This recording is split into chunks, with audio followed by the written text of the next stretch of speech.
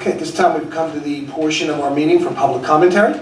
If anybody has any comments, if you could step up to the microphone, please your name and address, and keep your comments to 5 minutes or under. Harvey, good evening. Good evening. My name is Harvey Klein. I live at 18 Hawthorne Court. My comment has to do with history. As those of you know, sometimes I go to the Green on the 4th day of the month of July when the Declaration of Independence is read.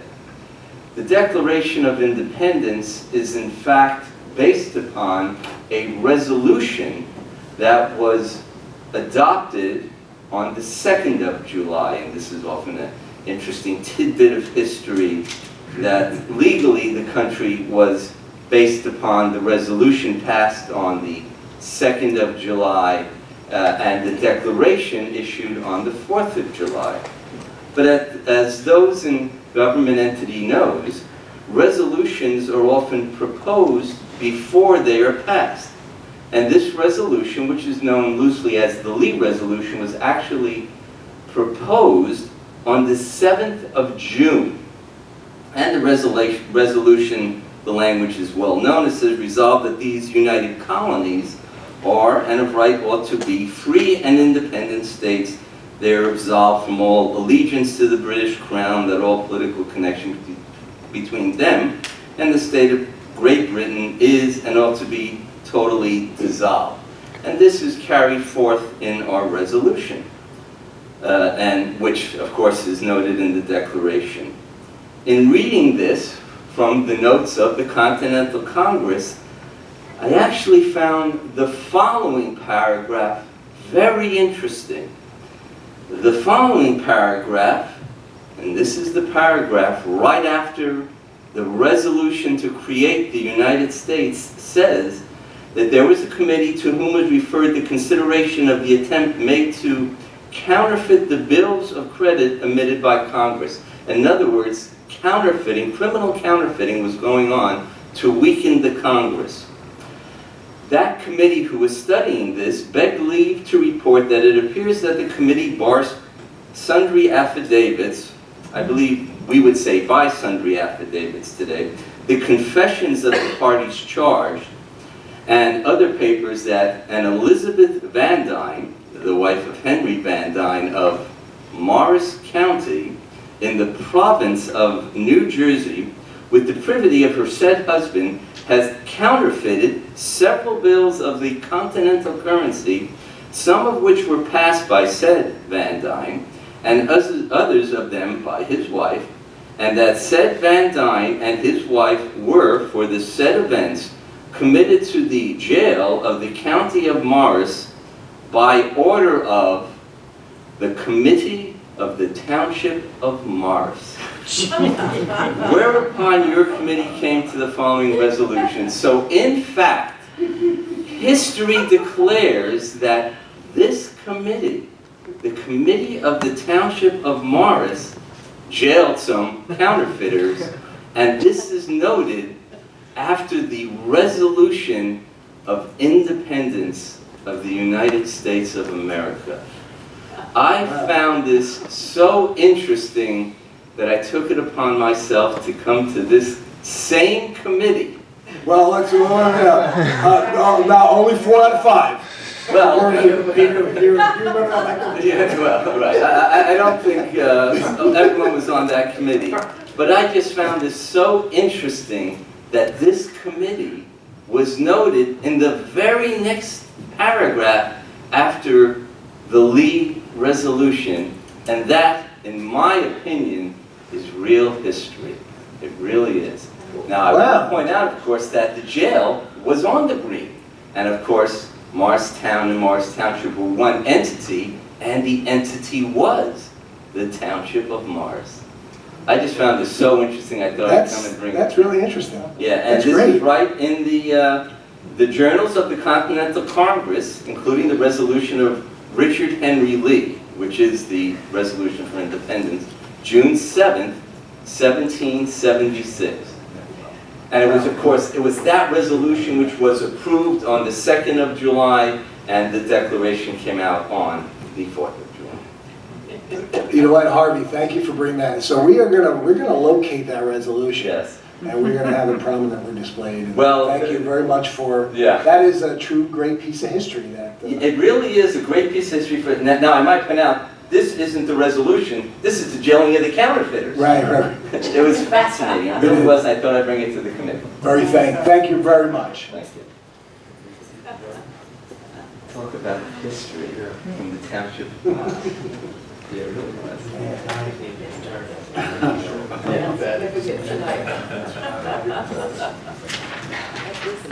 Now back to modern day. Yes, and back to modern day. Diane Holland, 26 Northbridge Place. And my question is really directed to Mr. Quinn.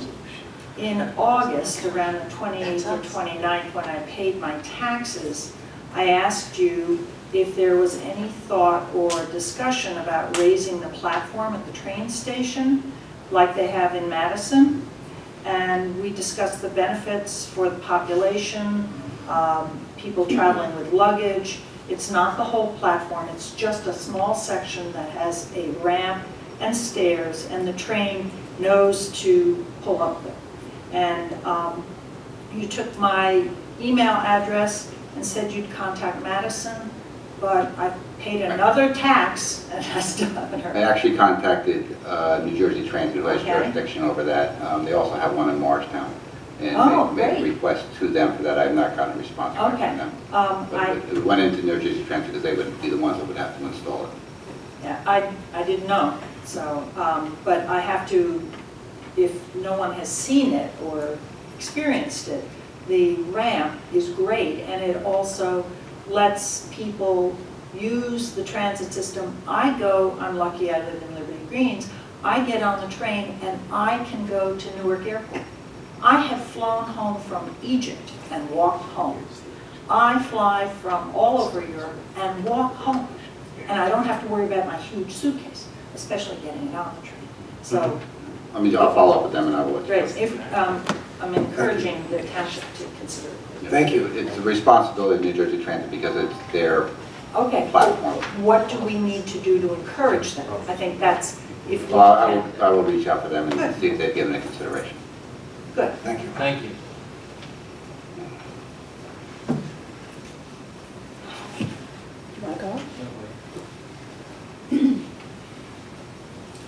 Good evening, Kathy Wilson, 20 Beechwood Drive. At the last meeting, I made 3 suggestions for improving transparency, one of which was for you to do what so many other towns do on a regular basis, namely include some discussion of various items on the agenda as a way of helping the public better understand what's going on. Mr. Caffrey assumed incorrectly that I was accusing you of violating the Open Public Meetings Act.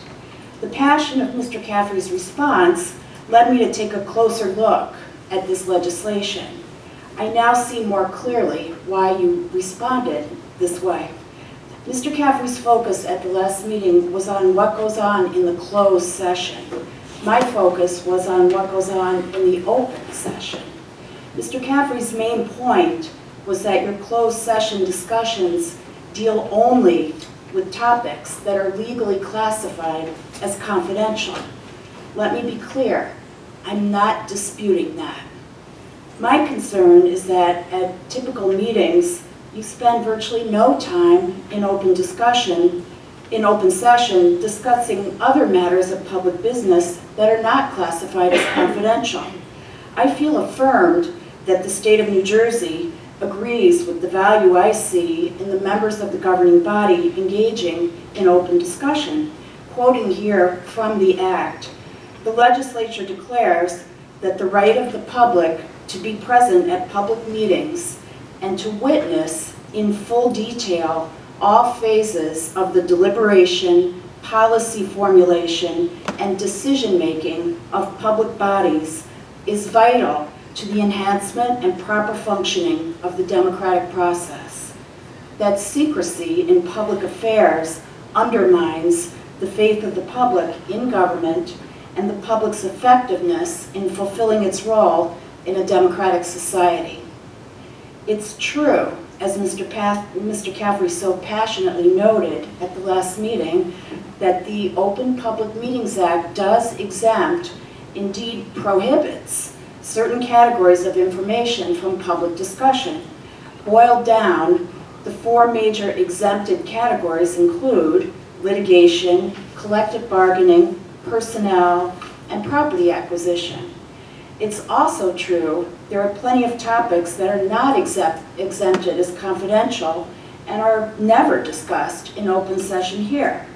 That's what I'm suggesting needs to change. Look at the resolutions on tonight's agenda and you'll see many topics that are not exempted and that the public would be interested in hearing more about. For example, sidewalks, tree planting, pool funding. According to the Open Public Meetings Act, discussion of any topic that's not specifically excluded is supposed to occur in public at the open session. The rules that apply to this directive are even stricter than I realized.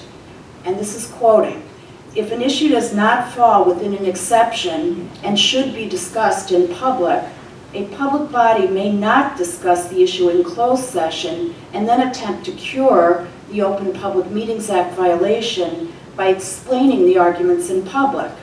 They may remedy the violation by holding a public meeting and discussing the subject fully. They may not simply report what was said in private, but must begin the debate anew." From my perspective as a member of the public, I do see a gap between the spirit of the Open Public Meetings Act and the way open sessions are typically conducted here. I believe a major cause of this gap is a long-standing tradition that practically no one from the public attends these meetings. I can see from your point of view, what's the point of discussing things in public if no one from the public is here? Obviously, you found ways to deal with non-exempted topics in other ways than discussing them in the open session. This is at odds with the spirit of the Open Public Meetings Act. I hope you change this practice, not as a matter of legality, but rather because it's the right thing to do.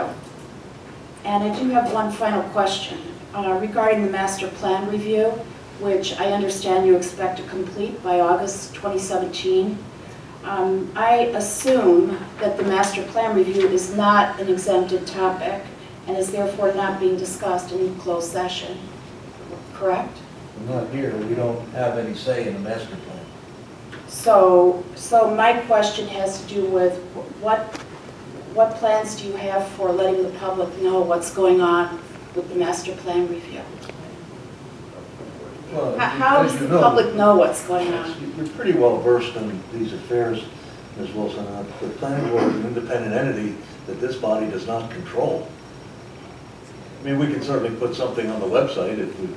Well, but doesn't the decision to initiate a master plan review originate with this body? No. No, it originates with the planning board. It's statutory.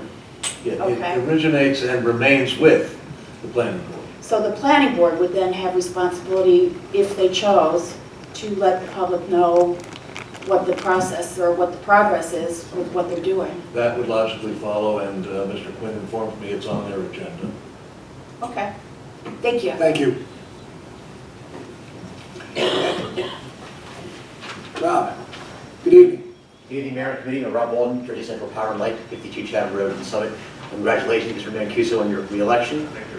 Just a quick update on our capital budget for the 2016 for JCP&L. In 2014, our capital budget was $250 million. Last year was $267 million. This year it is $387 million. So it's a significant increase, again, in our investment in the infrastructure here in New Jersey. And that's all I have, unless anyone has any questions. Thank you. Thank you, sir.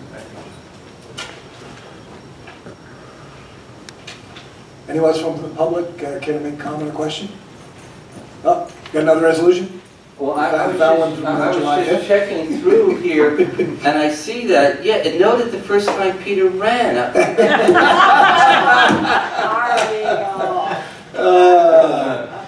But I'm bummed. Boom. Your motion to close public portion? So moved. Second? Second. All right.